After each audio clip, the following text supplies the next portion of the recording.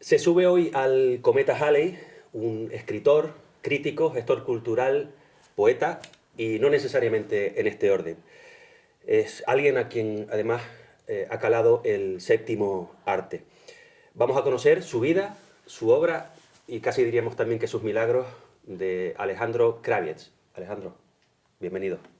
Muchas gracias. Gracias por subirte a este cometa Halley, a este programa de la Radio Canaria y este podcast también.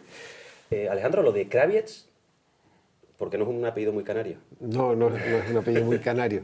No, mi abuelo nació en un país que ya no existe, que se llamaba Prusia, y en la parte polaca de ese país. Actualmente es Polonia, Katowice, la ciudad en donde él nació. Muy pronto pasó a Alemania con 14 o 15 años y luego tuvo un periplo vital complejo de vagabundeo, incluso vagabundeo literal. Bajó andando y vagabundeando hasta Barcelona, donde tomó un barco como polizón, no tenía para pagar el billete, que iba hacia Buenos Aires, y lo encontraron en el trayecto y lo dejaron en Canarias y aquí se afincó. Ajá. Así que esa es la razón, pero luego mi familia por el lado de mi madre viene también de Castilla, de Ávila. Mi abuela, la que se casó con mi abuelo ya aquí, el alemán venía de Berna, de Suiza, es decir que sí, hay muchas líneas, sí, muchas variaciones. Sí. Y tú naces en el año 1970, en Santa Cruz de Tenerife, eres canario, Sí. en un barrio de la ciudad. A ver, yo crecí, mi infancia, mis recuerdos de infancia son del colegio en Santa Cruz y del Médano, porque mis abuelos peninsulares recalaron en el Médano a finales de los 50, y es ahí donde yo crecí. A mí me recogían a a las 5 de la tarde en el colegio el viernes y me devolvían el lunes por la mañana. No volvíamos el domingo, volvíamos el lunes por la mañana al colegio otra vez, y en cuanto había algo de tiempo libre nos íbamos para allá. Yo fui de los últimos descalzos.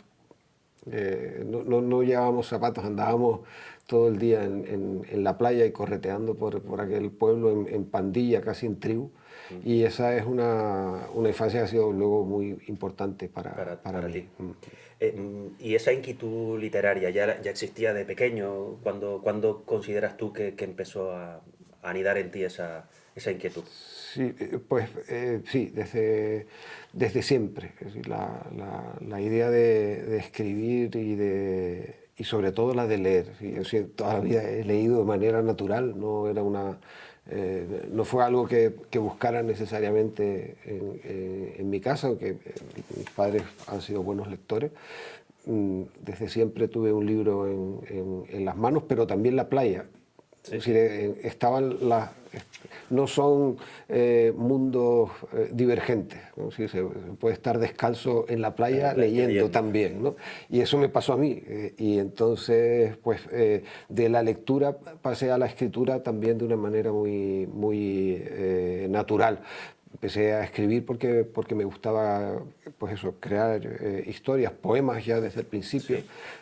Tuve, es cierto, en un primer viaje a conocer a la familia de la península, un primo mío que también escribe, leía unos poemas ante la familia con motivo de la muerte de su padre, pero que era un motivo triste. Pero a mí ese momento de lectura y de comunión de toda la familia que acababa de conocer, yo tenía 6 años, pero lo recuerdo perfectamente, me dejó cautivado para siempre. Puede ser que ahí se te despertara esa pasión. Ahí la confirmé como poco seguro, sí. ¿Algún libro de la juventud que te marcara, no? ¿Recuerdas? Muchos, sí. Yo fui, como digo, un gran lector, y yo recuerdo con mucha intensidad en una versión en prosa que todavía anda por mi casa, La Odisea, por ejemplo, fue un libro para mí fundamental, un libro leído a lo mejor demasiado pequeño para comprender ciertas cosas, pero no tanto como para no disfrutar del libro. Entonces la Odisea, pero a la vez leía los cómics de Tintín o de Asterix, me entusiasmaban. Los Tres Investigadores lo leía mucho también, los Cinco, todo esto estaba ahí. Y muy rápidamente pasé a García Márquez, a Vargas Llosa, y luego a Kafka, que lo leí demasiado joven también, pero sí que siempre había 2 o 3 libros a la vez. A la vez que leías. Sí. ¿Y eras en el colegio, te apasionaba también la asignatura de lengua, los predicados y sintagmas y este tipo de cosas, no? Yo creo que fui un alumno bastante difuso hasta los últimos años de instituto. Tenía dificultades para salir del mundo en el que yo realmente, ya te acabo de contar, si es que el viernes por la tarde se abría otro lugar completamente distinto, y eso era lo que a mí me tenía obsesionado, ¿no? Y la lectura. Fui pasando los cursos bien, sin problema, y sí, en el instituto sí ya continué investigando ya más seriamente, y la asignatura de lengua y de literatura siempre fue de historia, filosofía, siempre fueron mis preferidas. De hecho, luego estudias filología hispánica. ¿Qué pretendías ser en ese momento? ¿Qué te llamaba de esa carrera? Pues estuve entre filosofía y filología mucho tiempo. Hablé, no voy a decir con quién, pero hablé con alguien que estaba muy cercano a la filosofía, y entonces decidí filología. Me convenció del todo. Me convenció del todo. No, yo quería escribir y quería estar cerca de la literatura o del pensamiento, eso sí lo tenía claro. Y como filólogo pues me interesaba ese mundo de la literatura.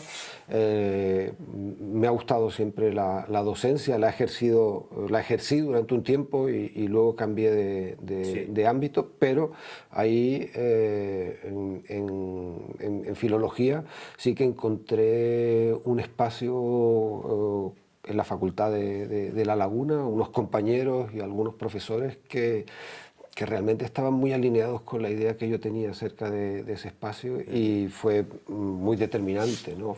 Para mí fundacional el haber pasado por la universidad. Hablabas de que diste clase en la universidad, llegaste a darla en la Universidad de Bretaña Occidental en Francia. ¿Cómo acabas allí? Sí, bueno, cuando terminamos la carrera fuimos un grupo de filólogos muy activos.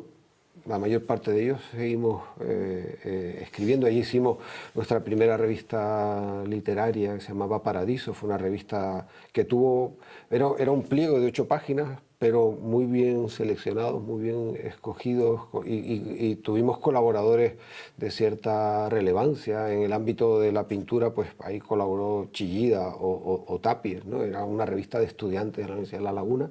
En el ámbito de la literatura que publicamos, pues escritores como José Ángel Valente, Juan Goytisolo colaboraron en la revista también. Y a nosotros esa revista pues nos permitió tener corresponsales en gran parte del mundo, sobre todo el mundo occidental, es cierto, pero y todos acabamos saliendo fuera a trabajar y demás. A mí me surgió la oportunidad de ir como lector a Brest, a la Universidad de la Bretaña Occidental en Francia. Iba como lector para un año, y una vez allí me contrataron para que continuara,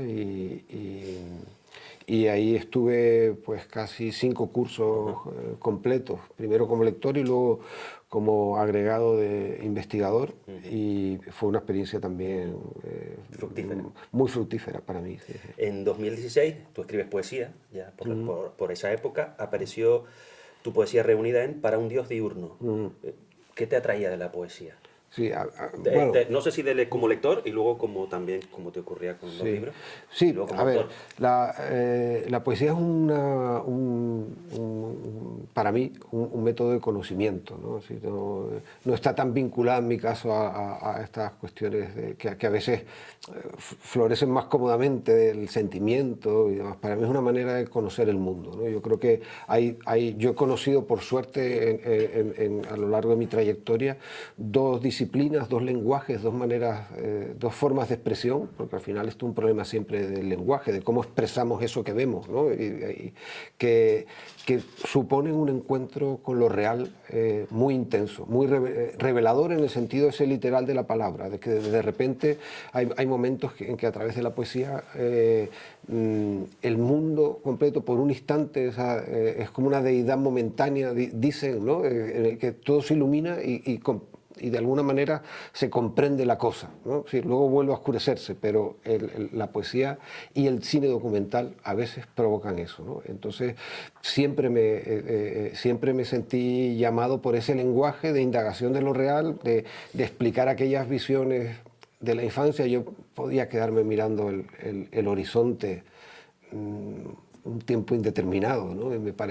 Porque me parecía que ahí sucedía algo, ¿no? Entonces, bueno, el poema me permitía entrar en ese mundo desde un lenguaje, y esa experiencia individual tratar de hacerla compartida por todos, ¿no? Y una fórmula de conocimiento que hasta hoy me acompaña. Desde el 93 publiqué mi primer libro, llevaba ya más de 10 años escribiendo, intentando escribir poesía, pero hasta ese momento no encontré el resultado óptimo que me interesaba, que es La mirada y las támaras, y de La mirada y las támaras en adelante, pues sí se fueron sucediendo libros hasta este 2016, Para un Dios diurno, en el que hay un libro inédito. Si se publica todo lo que yo había publicado, 4 o 5 libros que tenía anteriores, más un último libro inédito. Precisamente hablabas de esa conexión entre la poesía, la realidad, ¿no? Fuiste también director de la revista Piedra y Cielo, de poesía, arte y pensamiento, y que conecta exactamente con lo que acabas de decir. El arte, la poesía explican de alguna manera el mundo también. Sí, tal cual. Esa era la idea de esa revista, que tuvo dos fases. Una primera época con 4 números publicados en papel. Fue una revista formato libro, tenía unas 200 páginas cada ejemplar, y luego sacamos una edición cuando empezó lo digital a tener una cierta fuerza. Sacamos una segunda época en digital, que fue hasta los 16 números, si no me equivoco, y que ahora mismo hemos rescatado otra vez. Está disponible en piedra-y-cielo.es, por fin, porque durante un tiempo desapareció el hosting en el que estaba la revista y no se tenía acceso a ella. Tu inquietud por la cultura también se plasma en tu interés por el séptimo arte. Has sido creador del Miradas Doc, también del FICMEC. También, a ver, sí, ahora lo matizo. Es decir, que el cine también está muy presente en tu vida, de alguna manera, de una u otra manera. Sí, pero llega como, en mi caso, como una pieza del puzzle que se suma a un trabajo creativo, intelectual, si quieres, con comillas, ¿no? Pero sí es un poco a lo que uno se dedica, a pensar también. El cine documental entra a través de una propuesta de gestión cultural. Yo soy el director de la Biblioteca Municipal de Guía de Isora, y ese es mi trabajo, fue mi trabajo y es mi trabajo actualmente, pero entre medias surgió esa idea de un festival que buscara el punto más alto en el que se pueda cruzar el cine social de realidad, es decir, el cine documental social, con el cine de autor. Porque yo creo que el cine documental, a mí lo que me interesa es que es un cine todavía que todavía pone más peso en la balanza en el ámbito de la creación que en el de la producción. El director y el productor de una película documental suelen ser la misma persona, y eso permite que los lenguajes avancen. Yo creo que ese es el lugar en el que el cine está avanzando. Las fronteras están más en el cine documental que en el cine de creación, que está mucho más condicionado por lo caro que es hacer cine y por las dificultades que supone levantar un proyecto, ¿no? Entonces empezamos a buscar en todo el planeta, que es una búsqueda muy ambiciosa, las películas que se cruzaran ahí, que cruzaran lo más alto posible la espada entre el cine social y el cine de autor, y construimos un festival, Miradas Doc, que ha sido un ejemplo hasta ahora de programación, y uno de los proyectos culturales de Canarias pues mejor valorados hasta la fecha, ¿no? Porque había mucho rigor en la selección, porque estábamos pensando más en un diálogo con el cine que en un diálogo con el espectador. Las dos cosas son perfectamente legítimas, ¿no? Pero a nosotros nos interesaba más enseñar el cine más avanzado. y que el espectador llegara y se sumara a ese diálogo, no porque alguien viene a darle la película, sino porque está dispuesto a nadar contra corriente y a entrar en esa película, ¿no? ¿Me querías matizar algo antes en relación al FICMEC que te mencioné? Bueno, que el FICMEC es el heredero del Festival de Cine Medioambiental del Puerto de la Cruz. Cuando aparece la voluntad de recuperar ese festival, otra vez en el Puerto de la Cruz, nos llaman a David Baute y a mí para hacerlo. David asume la dirección y en ese primer intento de recuperación yo sí estuve en la producción. Ajá. Pero ya era director de Miradas Doc. Actualmente está en Garachico y ha sido un proyecto que ha sido defendido siempre por David, ¿no? Más que... En tu actividad más reciente acabas de presentar hace nada la novela A todos los que entran, ¿no? Donde exploras las dificultades, los enigmas y las particularidades de habitar en una isla. Ahora que estamos en una isla, ¿no? Y estamos en muchas islas, esto se emite para toda Canarias, a través de la Radio Canaria, ¿qué significa habitar en una isla? Bueno, pues este es uno de los grandes misterios a los que llevo dedicada casi todo mi trabajo, ¿no? Es decir, siempre he pensado, antes lo mencioné así de pasada, que el horizonte es un espacio de proyección, ¿no? Es decir, el que vive en una isla puede elegir también, por supuesto, mirar hacia adentro, pero normalmente el que vive en una isla mira hacia afuera, mira hacia el horizonte. El horizonte es donde llega el acontecimiento, todo al territorio llega a la isla. Y el insular es una especie de náufrago, que ha sido ahí depositado en ese territorio, cortado del tiempo y cortado de la historia del resto de los hombres, ahora menos evidentemente porque se ha ido solventando el problema del aislamiento, pero yo siempre he imaginado que pasaba en el habitante que estaba en el Médano, cuando yo era niño, el habitante estaba en el Médano 100 años antes, o 200, donde se veía pasar un barco cada 2 o 3 meses, y de resto estabas en tu supervivencia, ¿no? Yo digo que eso genera una necesidad de autoconocimiento. El que vive en una isla necesita pensarse a sí mismo y saber qué está haciendo y qué hace ahí. Yo digo que la pregunta esa de la filosofía, la pregunta histórica de la filosofía occidental es ¿qué soy? Yo digo que en las islas eso se transforma por otra pregunta muy parecida pero distinta y que fractura un poco la gramática, que es ¿qué estoy? ¿No? Es decir, y ese preguntarse por un ser que está fuera del tiempo, hace que cualquier actividad que hace el insular a partir de ese momento por su supervivencia es una manera de pensarse a sí mismo. No solamente tiene que pensar desde la contemplación, sino cuando construye su cabaña, su refugio, cuando planta para poder comer, cuando busca agua, está explicándose a sí mismo, ¿no? La novela trata resume de alguna manera todo ese sentir a lo largo de los años. ¿Y de tanto pensarse y repensarse llega a alguna conclusión?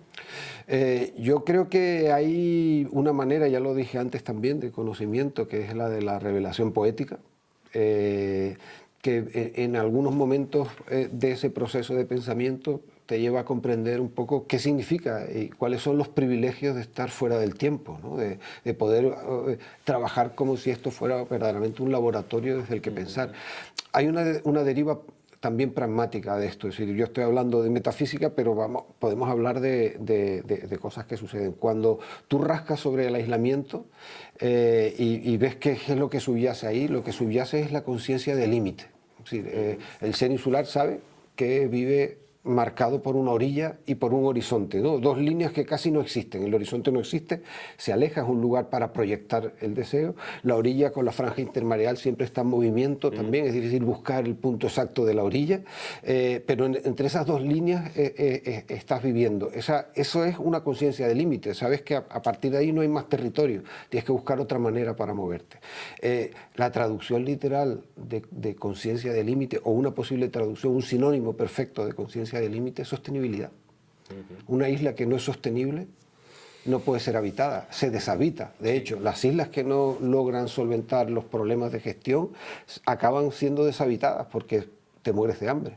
Entonces, este pensamiento, esta revelación te permite tener otras, ¿no? Y saber que tenemos ahí un trabajo como insulares para ser muy conscientes, más que en otros territorios,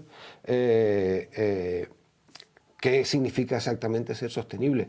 Y más ahora que los problemas históricos de siglos de las islas se han convertido en los problemas actuales del planeta. El planeta se ha hecho una isla. Las islas tenemos un montón de cosas que decir al continente ahora, porque llevamos soportando esos problemas de gestión del territorio, de los recursos, de los residuos, de la movilidad, de la convivencia, toda nuestra historia. Y ahora el planeta se está preguntando por estas cuestiones. Pues tienen territorios en el planeta, pequeñitos, pero territorios que llevan siglos pensando esto.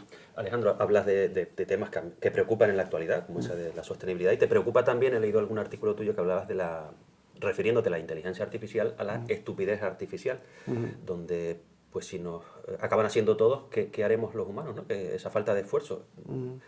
¿Hacia dónde vamos? ¿Hacia dónde crees que vamos? Sí, es un problema que sucede siempre que hay un cambio tecnológico, ¿no? Es decir, se producen transformaciones muy potentes, pero esos cambios nos revela la historia que son problemas que herramientas que van a tener continuidad. El libro, cuando apareció, supuso también una revolución, y hubo gente que decía que el libro traía el infierno, poco más o menos, y ahí sigue como estructura.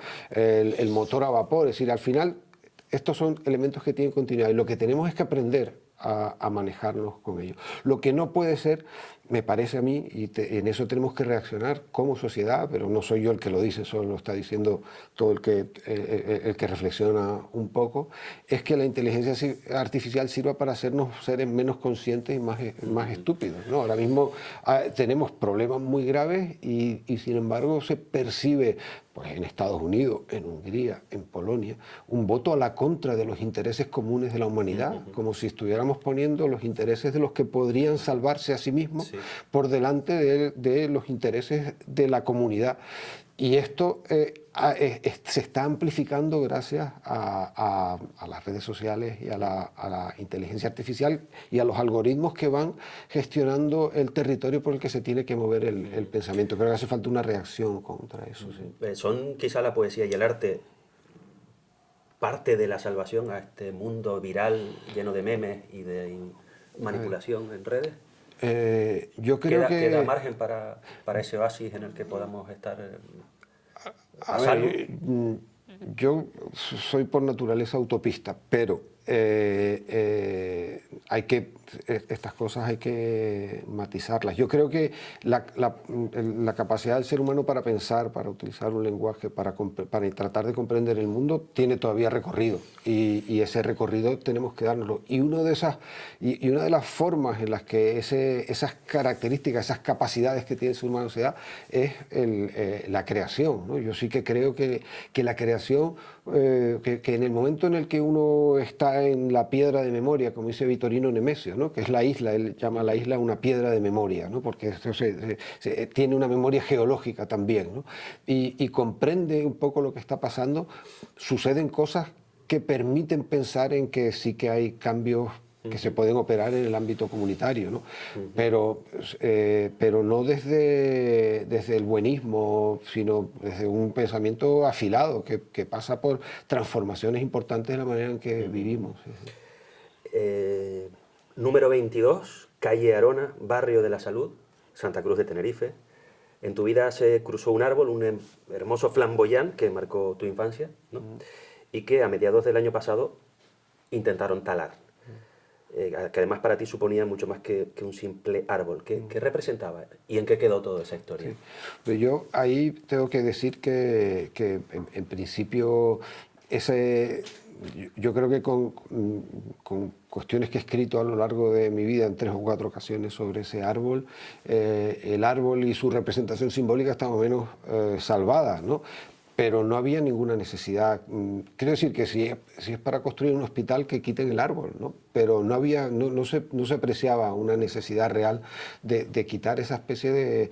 Para mí ese es el paraíso de infancia. Ahí vivían también mi familia, y de lunes a viernes, cuando salíamos y no íbamos al Médano, íbamos a ese jardín, ¿no?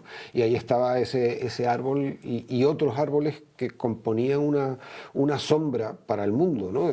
Frente al sol del sur, ahí había una especie de lugar ameno, como decían los clásicos, ¿no? Un lugar en el que vivir. Ese árbol tenía esa importancia central, y tiene una importancia central en mi vida, porque yo pienso ese jardín como un centro. Diré dos cosas. Ese árbol también es importante para uno de nuestros grandes pintores, que era compañero de correrías del jardín, y ni uno ni otro sabíamos hasta muchos años después que uno quería hacer carrera de pintor y otro de poeta, ¿no? Que es Santiago Palenzuela, que vive ahí, su familia vivía ahí, para quien ese árbol era también relevante. Hace unos años el colectivo Solar me invitó a coordinar una de sus revistas que se llama Turista de Interior, el número 1, y lo que propuse fue un viaje por la carretera general del sur a pie, en 3 o 4 días, que iba desde ese árbol hasta el Médano. Y ese camino para mí suponía hacer un recorrido por un catálogo insular, porque ahí en esa carretera están por estratos un montón de manos trabajando a lo largo de la historia para hacer posible el habitar. Justo en relación con ese árbol, leo un fragmentito de un texto que escribiste, que si quieres lo lees tú. A ver, Mira, si, este pues es que no... A ver, si quieres gafas. Sí, ¿Necesitas gafas? Sí. No voy a...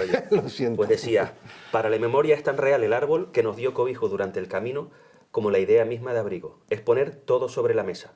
El personaje del relato y el amigo. El pez del fondo y el pez en el cubo de plástico verde. La memoria es la mano más la caricia. Y yo de este texto me quedé pensando en lo último. La memoria es la mano más la caricia. Explícate. Sí, yo creo que la memoria es otra de las capacidades del ser humano, ¿no? Tenemos una capacidad para el recuerdo y para vivificar ese recuerdo por medio de la expresión. Y en la memoria somos dueños. Lo que no sucede con la historia tiene su memoria y uno no puede ir a contar mentiras sobre la historia, pero sobre nuestra memoria somos dueños, es decir, ahí yo digo que es como una materia materna, ¿no? Que siempre acoge la memoria. Entonces tú en ese recuerdo tienes la abstracción del recuerdo, pero también el tiempo que te acaricia, ¿no? El tiempo en el que eres capaz de recogerte, cuando ese signo de la memoria, en este caso el árbol, es un signo positivo y bueno, la sensación se convierte en encarnación, ¿no? De alguna manera, y a mí esa idea me interesa porque explica también esa frase, lo que a veces representa el poema y la creación y el lenguaje, ¿no? La capacidad de revivir completamente un hecho, ¿no? Perdón, Alejandro, ¿qué queda del Alejandro de la infancia, del de 6, 8, 10 años, del que iba al Médano? ¿Qué queda?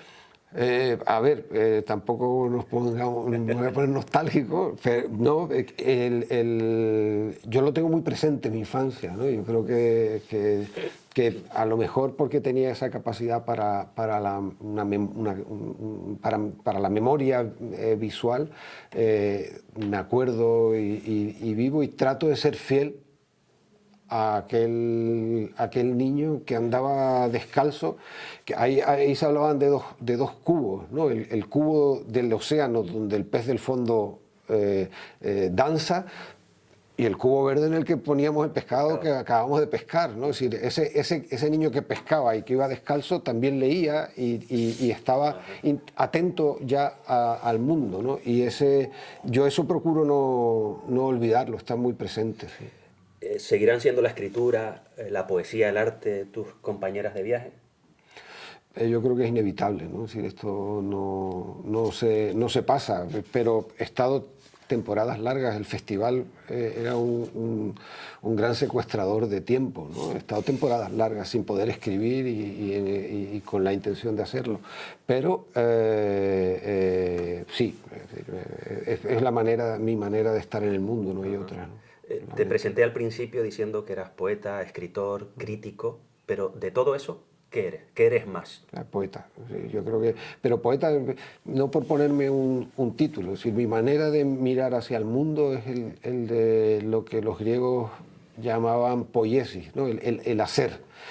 La poesía es una forma de hacer que recoge todo lo demás. Sí, no se podrían dar las otras circunstancias sin la poesía, y todas esas circunstancias son una forma de poesía para mí. Bueno, pues Alejandro Kravietz, nos despedimos del poeta. Muchísimas gracias por haberte subido al cometa Halley y por tus reflexiones. Gracias. Muchas gracias.